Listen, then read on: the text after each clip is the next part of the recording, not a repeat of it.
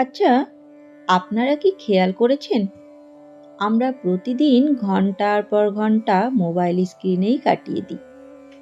WhatsApp, Facebook, YouTube, Instagram সবখানেই সময় দিচ্ছি, কিন্তু ভগবানের নামে, প্রার্থনায় বা নিজের আত্মার সঙ্গে কথা বলার সময়টুকুও আমাদের কাছে নেই। আপনি কতখানি নিজেকে সময় দেন, ভগবানকে সময় দেন? কমেন্ট করে এক্ষুনি জানান। আর তারপরই মন দিয়ে শুনে নিন আজকের এই আলোচনা।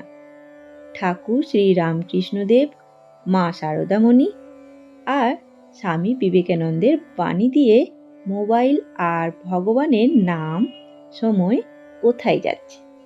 মোবাইল আসক্তি বনাম ভগবান স্মরণ। এখানে আমাদের একটাই কথা মনে রাখার, সময়ই আমাদের সবচেয়ে বড় সম্পদ। ঠাকুর বলতেন, যে সময়ে ঈশ্বরের কথা ভাবা যায় সেই সময় যদি অন্যদিকে চলে যায় তবে জীবনের সবচেয়ে বড় ক্ষতি হয়।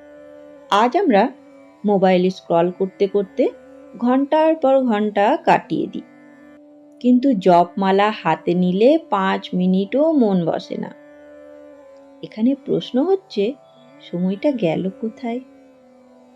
চলুন একটা উদাহরণ দিয়ে বুঝবার চেষ্টা করি। একজন ভদ্রলোক বলতেন, আমার ভগবানের নাম করার সময় নেই, কিন্তু দেখা গেল তিনি দিনে 3 ঘন্টা মোবাইলে সিরিজ দেখছেন। একদিন তার ছেলে প্রশ্ন করল, বাবা, তুমি তো সবকিছুর জন্যই সময় পাও, কিন্তু ভগবানের জন্য সময় পাও না কেন?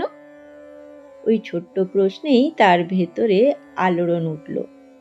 তিনি বুঝলেন, সময় আছে, শুধু অগ্রাধিকার নেই। এখানে ঠাকুর ও মায়ের উপদেশ মনে পড়ে যায়। মা শারদা বলতেন, যে যার কাজ করো, কিন্তু মনে রেখো একটু সময় ভগবানের জন্য অবশ্যই রেখো, তিনি সবকিছুর আধার। শ্রী শ্রী ঠাকুর রামকৃষ্ণদেব বলতেন, মনে ভাবো জীবনের সব কাজই তার জন্য। মানে শুধু মন্দিরে গিয়ে নয়, রান্না করা, পড়াশোনা, চাকরি সব কাজেই ঈশ্বরকে স্মরণ করা যায়। তাহলে এখানে প্রশ্ন উঠতেই পারে, মোবাইলের এই আসক্তি থেকে মুক্তির পথ কি হতে পারে?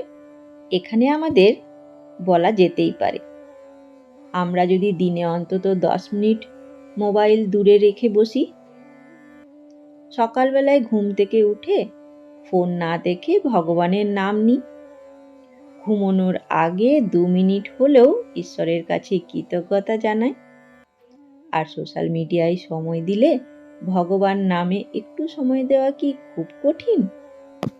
আচ্ছা, ভেবে দেখুন তো, আজ যদি বিদ্যুৎ চলে যায় আর মোবাইল কাজ না করে, আমরা কতটা অস্থির হয়ে যাই।